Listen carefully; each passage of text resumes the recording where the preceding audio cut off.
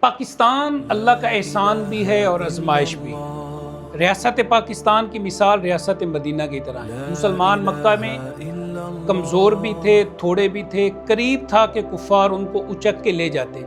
قرآن مجید نے اس کی تصویر سورہ انفال آیت نمبر 26 میں یوں بیان کی ہے، وَاذْكُرُوا إِذْ أَنْتُمْ قَلِيلٌ مُسْتَضْعَفُونَ فِي الْأَرْضِ، یاد کرو جب تم تھوڑے تھے مکہ میں اور کمزور بھی تھے، تخافون ان یتخطفکم الناس، قریب تھا کہ لوگ تمہیں اچک کے لے جاتے، لیکن اللہ تعالیٰ نے مسلمانوں کی کیسے مدد کی؟ مسلمانوں نے مدینہ میں ہجرت کی، فآواکم، اللہ تعالیٰ نے مدینہ کی صورت میں تمہیں ٹھکانہ فراہم کیا، وَأَيَّدَکُم بِنَصْرِهِ، اور اپنی تائید اور مدد تمہیں فراہم کی، وَرَزَقَکُم مِنَ الطَّیِّبَاتِ، پاکیزہ چیزوں سے تمہیں رزق دیا تاکہ تم اللہ کا شکر ادا کرو۔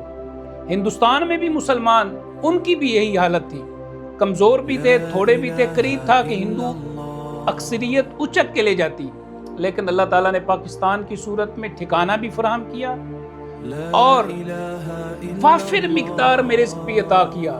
یہ وہ دھرتی ہے جو لینڈ لاکڈ نہیں ہے، کھلا سمندر موجود ہے، صحرا، دریا، پہاڑ، ریگستان، چاروں موسم، ہر طرح کے پھل، سب کچھ موجود ہے۔